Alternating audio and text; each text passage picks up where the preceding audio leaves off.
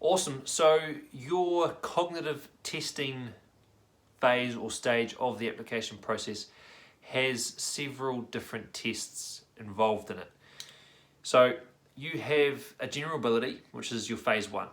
Okay, so this is a breakdown of how the cog tests work. Your phase one is general ability. Your phase two is your firefighter talent screener test.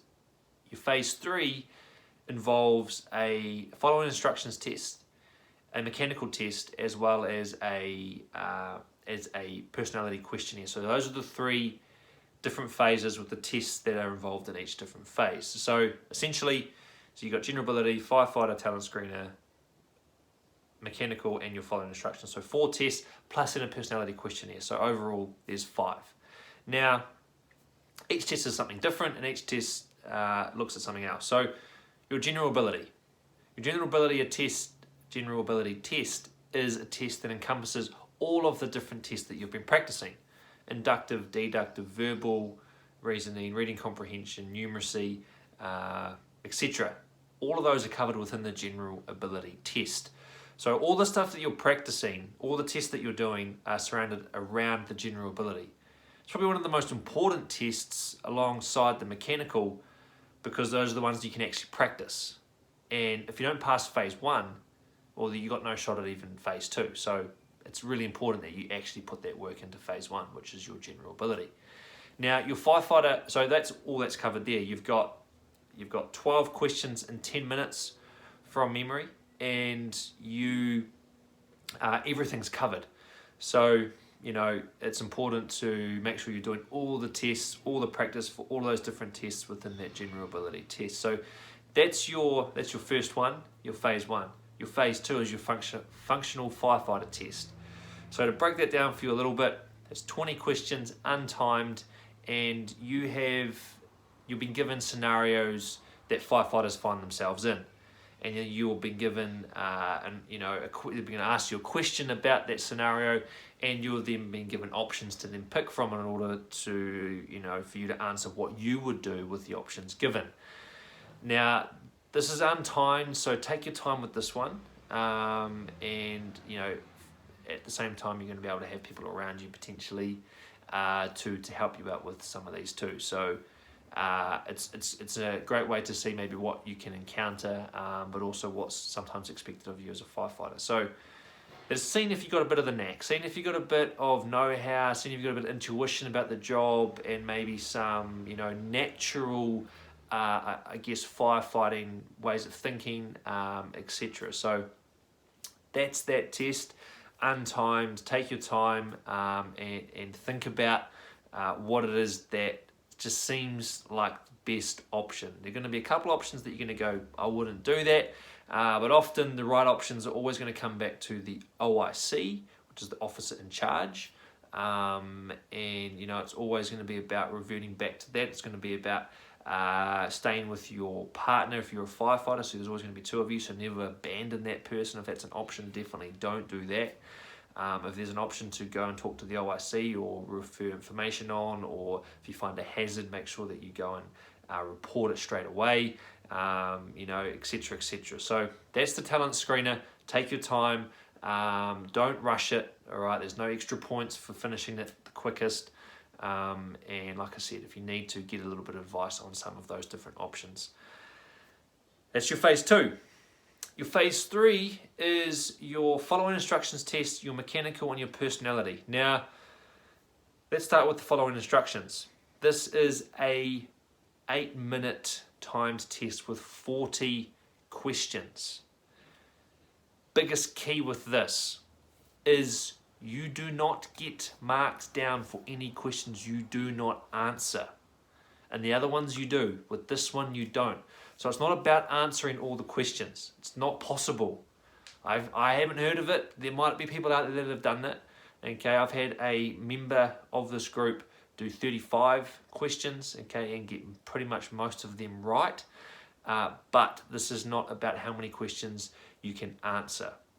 In a nutshell, the key with this one, apart from not trying to get all the questions answered, is actually it's about how many questions you get right from the ones you do answer.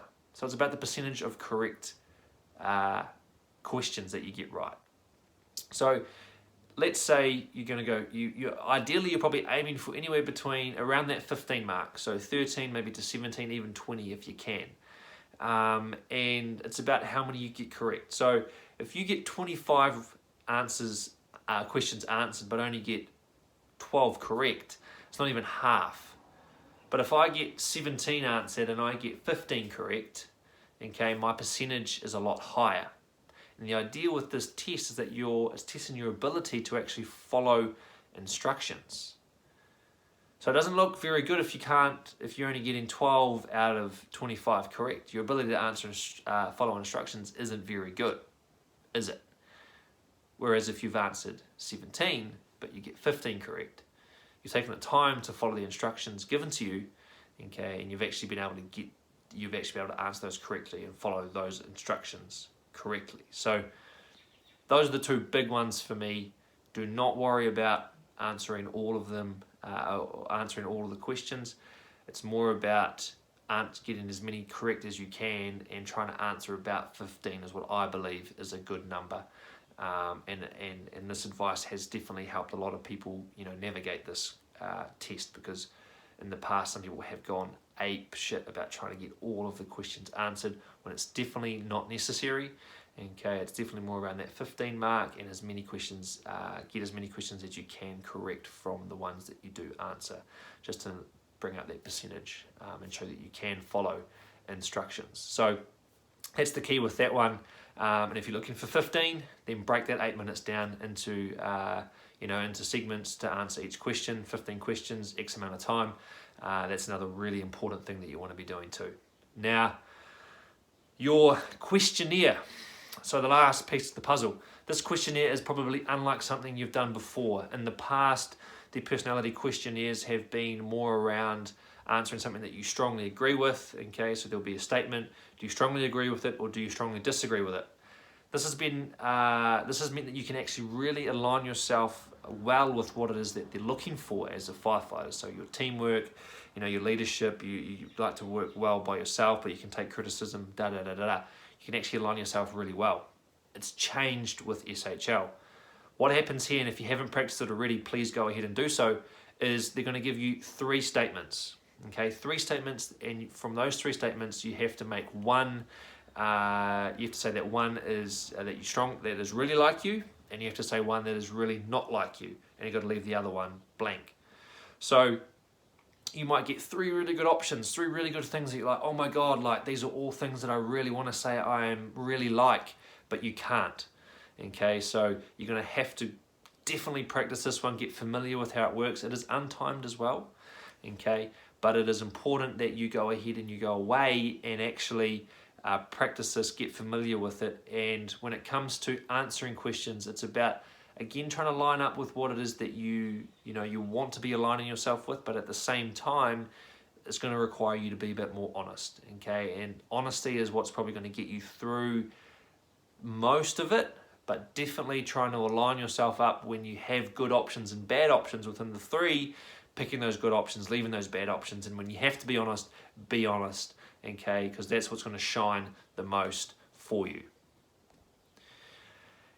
Anyway, that's enough on that. Any questions that you can ask through this website, through these courses. But that's the spiel on the cognitive testing, phase 1, phase 2, phase 3, and sort of how each one works. But remember, it's all about practice, it's all about time, and it's all about consistency, okay? Becoming as familiar with all of these tests as you possibly can be.